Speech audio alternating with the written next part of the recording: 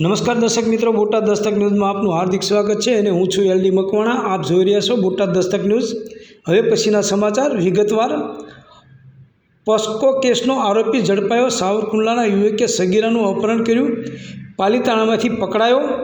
ભાવનગર જિલ્લાના જેસર પોલીસ સ્ટેશનમાં નોંધાયેલા અપહરણને પોસ્કો એક્ટના ગંભીર કેસમાં વોન્ટેડ આરોપીને લોકલ ક્રાઇમ બ્રાન્ચની ટીમે પાલીતાણા શહેરમાંથી ઝડપી લીધો છે।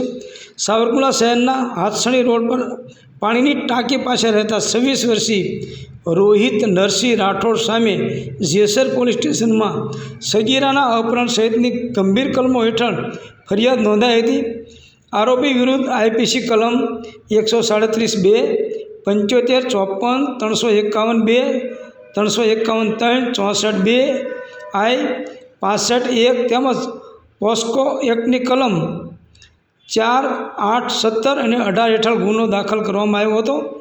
ફરિયાદ નોંધાયા બાદ આરોપી છેલ્લા ઘણા સમયથી પોતાના રહેઠાણ બદલીને ફરાર થઈ ગયો હતો।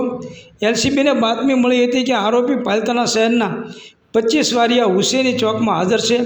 આ માહિતીના આધારે એલસીબીની ટીમે તાત્કાલિક કાર્યવાહી કરીને આરોપીને ઝડપી લીધો હતો અને જેસર પોલીસને સોંપી દીધો હતો। હાલ જેસર પોલીસે આરોપીનો કબજો લઈને વધુ તપાસ શરૂ કરી છે। સૌજન્ય દિવ્યા ભાસ્કર, બોટાદ દસ્તક ન્યૂઝ, એલડી મકવાણા, બોટાદ।